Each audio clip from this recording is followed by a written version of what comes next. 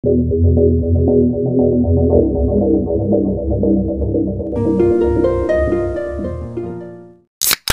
Pike, lahir pada 10 Maret tahun 1976, adalah seorang warga Amerika yang dihukum karena pembunuhan dan wanita termuda yang dijatuhi hukuman mati di Amerika Serikat. Pada usia 20 tahun, dia dihukum atas pembunuhan dengan penyiksaan terhadap teman sekelasnya, Colin Slammer, yang dilakukannya pada usia 18 tahun. Krista Pike lahir pada tahun 1976 dari pasangan Carissa Hansen dan Emil Glenn Pike di Berkeley, West Virginia. Orang tuanya memiliki hubungan yang bergejolak, menikah selama 2 tahun, bercerai selama 1 tahun setelah Hansen ketahuan selingkuh, dan menikah lagi selama 2 tahun setelah Hansen mencoba bunuh diri. Keduanya sering mengabaikan Pike. Seorang bibi mencatat bahwa Pike kecil sering merangkak di antara kotoran anjing di seluruh rumah, dan Hansen ingin terus berpesta saat menerima kabar bahwa anaknya mengalami kejang parah. Nenek dari pihak ayah sering membantu merawatnya. Pike percaya bahwa neneknya adalah satu-satunya yang pernah mencintainya. Ketika neneknya meninggal pada tahun 1988, Pike melakukan percobaan bunuh diri pertamanya pada usia 12 tahun, namun tidak mendapatkan dukungan yang memadai. Situasi kehidupan Pike tetap tidak stabil sepanjang masa remajanya karena dia menjadi korban dan pelaku kekerasan. Saat masih remaja, salah satu pacar ibunya memukul wajahnya. Tuntutan pidana diajukan, tetapi kemudian diselesaikan saat tinggal dengan keluarga baru ayahnya.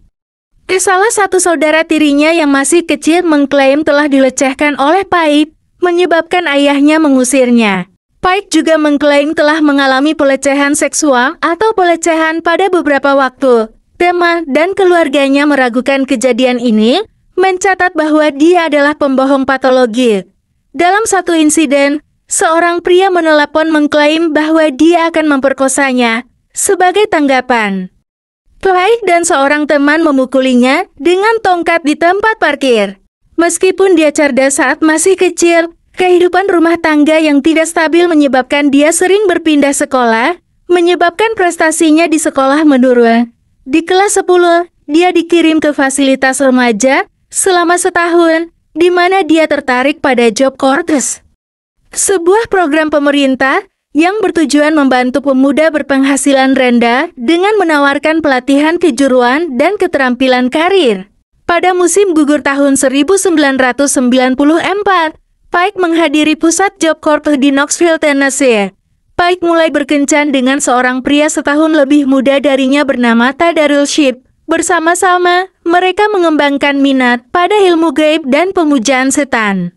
Krista menjadi cemburu pada teman sekelasnya di Job Corps, Colin Slammer yang berusia 19 tahun, yang dia pikir mencoba mencuri pacarnya darinya. Teman-teman Slammer membantah tuduhan itu. Bersama dengan teman Shadola Peterson, yang berusia 18 tahun, Pike merencanakan untuk memancing Slammer ke sebuah pabrik uap yang terisolasi dan ditinggalkan dekat kampus Universitas Tennessee.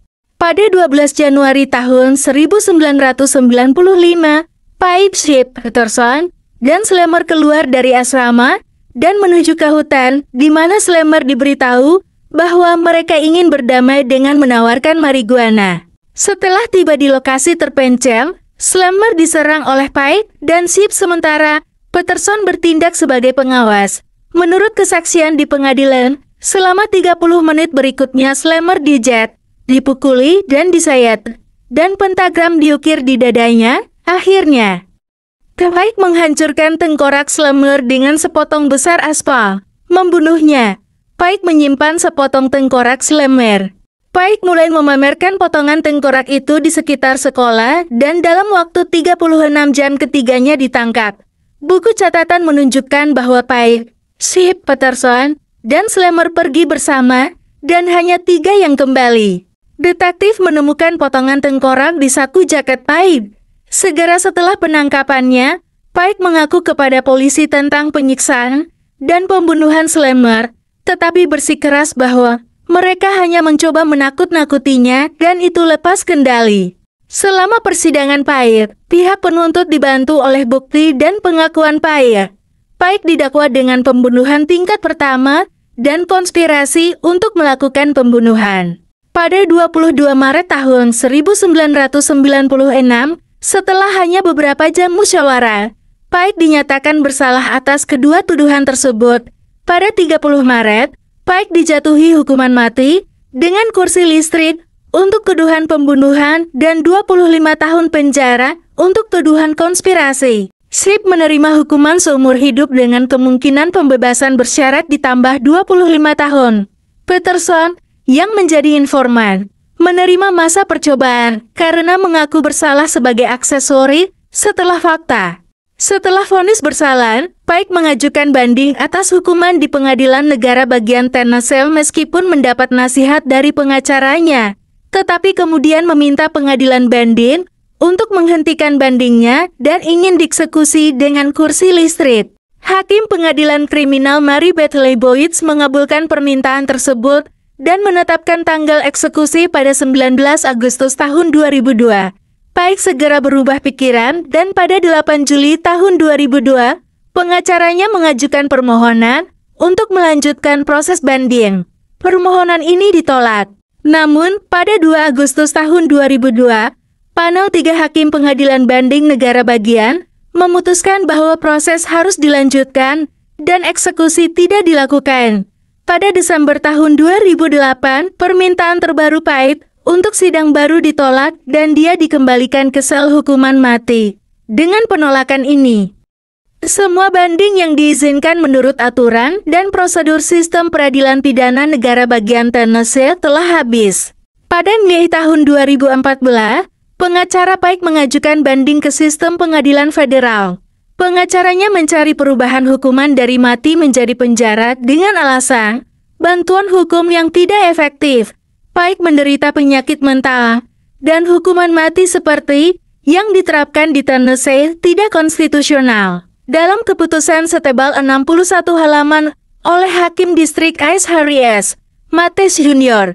yang dikeluarkan pada 11 Maret tahun 2016, semua alasan ditolak dan permintaan perubahan hukuman ditolak. Pada 22 Agustus tahun 2019, setelah mendengar banding yang sama oleh pengacara Pike pada 1 Oktober tahun 2018, panel 3 hakim Pengadilan Banding Amerika Serikat untuk sirkuit ke-6 dengan suara bulat mendukung keputusan pengadilan yang lebih rendah dan menolak bantuan. Pada 24 Agustus tahun 2001, Pike dengan dugaan bantuan dari narapidana Natasha Cornett menyerang dan mencoba mencekik narapidana Patricia Jones dengan tali sepatu dan hampir berhasil mencekiknya sampai mati. Jones sedang menjalani hukuman seumur hidup atas pembunuhan Alberta Coker yang berusia 84 tahun pada tahun 1995 di Knoxville pada saat serangan tersebut. Pike dihukum karena percobaan pembunuhan tingkat pertama pada 12 Agustus tahun 2004. Meskipun Departemen Pemasyarakatan Tennessee berpendapat bahwa Cornett membantu dalam kejahatan ini, penyelidik mereka menyimpulkan bahwa tidak ada cukup bukti untuk menuduhnya membantu Pike menyerang Jones. Pada Maret tahun 2012, terungkap bahwa Pike telah membuat rencana pelarian yang melibatkan petugas pemasyarakatan Justin Havlier dan seorang pria New Jersey bernama Donald Kohut.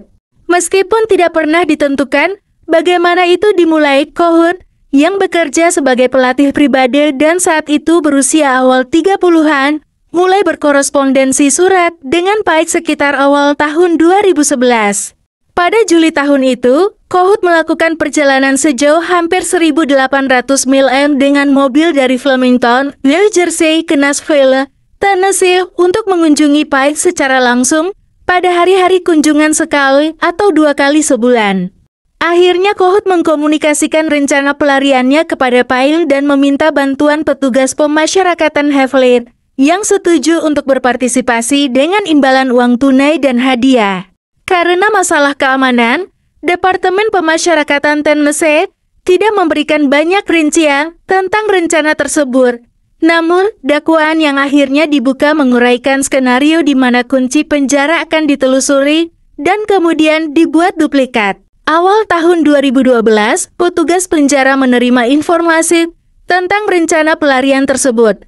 Ini menyebabkan percobaan pelarian dari penjara digagalkan oleh penyelidikan gabungan yang melibatkan Departemen Pemasyarakatan Tennessee, Biro Investigasi Tennessee, dan Polisi Negara Bagian New Jersey. Menurut Biro Investigasi Tennessee, rencana tersebut belum terlalu jauh ketika ditemukan dan pelarian dari penjara tidak berhasil. Pada Maret tahun 2012, Colt ditangkap dan didakwa dengan penyuapan dan konspirasi untuk melarikan diri, sementara Heflin ditangkap dan didakwa dengan penyuapan, pelanggaran resmi, dan konspirasi untuk melarikan diri. Pike tidak didakwa dan tidak jelas bagi penyelidik apakah dia berpartisipasi dalam konspirasi selain mengetahui rencana tersebut. Pada 31 Mei tahun 2012, Colt dijatuhi hukuman 7 tahun penjara di Kompleks Pemasyarakatan Timur Laut Tennessee. Heflin, yang bekerja sama dengan pihak berwenang setelah penangkapannya, tidak menjalani hukuman penjara, tetapi dipecat dari pekerjaannya di Departemen Pemasyarakatan Tennessee. Pada 27 Agustus tahun 2020, Kantor Jaksa Agung Tennessee Herbert Slattery meminta Mahkamah Agung Tennessee untuk menetapkan tanggal eksekusi bagi Pike karena pandemi COVID-19 di Tennessee dan berbagai faktor lainnya. Pengacara Pike diberikan perpanjangan oleh pengadilan. Memungkinkan mereka lebih banyak waktu untuk berargumen mengapa Pike tidak boleh dieksekusi. Negara bagian menerima perpanjangan tersebut. Pada 7 Juni tahun 2021, pengacara Pike mengajukan permohonan untuk menentang tanggal eksekusi dan meminta sertifikat komutasi. Permohonan tersebut ditolak. Sebelum November tahun 2022, Pike telah sepenuhnya menghabiskan semua proses banding, namun pada November tahun 2022, Mahkamah Agung Negara Bagian menemukan bahwa Undang-Undang Negara Bagian untuk remaja yang secara otomatis dijatuhi hukuman penjara seumur hidup tanpa kemungkinan pembebasan bersyarat tidak konstitusional. Pada 30 Agustus tahun 2023, pengacara Pike menggunakan keputusan Mahkamah Agung November tahun 2022 State v. Booker dalam upaya untuk membuka kembali permohonan agar hukuman dan keyakinan tahun 1996-nya dibatalkan. Pengacara Pike berargumen bahwa usia mudanya dan kesehatan mental yang rusak pada saat pembunuhan seharusnya menyelamatkannya dari hukuman mati. Pada Oktober tahun 2023, Hakim Pengadilan Kriminal Knox County Scott Graham menolak permintaan Pike, mengatakan bahwa keputusan Mahkamah Agung November tahun 2022 tidak berlaku untuknya. Pengadilan Tinggi dalam pendapat yang ditulis oleh Hakim Sharon Lee yang sekarang sudah pensiun, secara khusus membahas pertanyaan tentang remaja, bukan orang dewasa. Keputusan ini hanya berlaku untuk pelaku pembunuhan remaja, bukan untuk pelaku dewasa. Pada 10 Maret tahun 2024, negara bagian belum menetapkan tanggal eksekusi bagi Pike. Jika Pike dieksekusi, dia akan menjadi wanita pertama yang dieksekusi di Tennessee dalam sekitar 200 tahun. Terima kasih.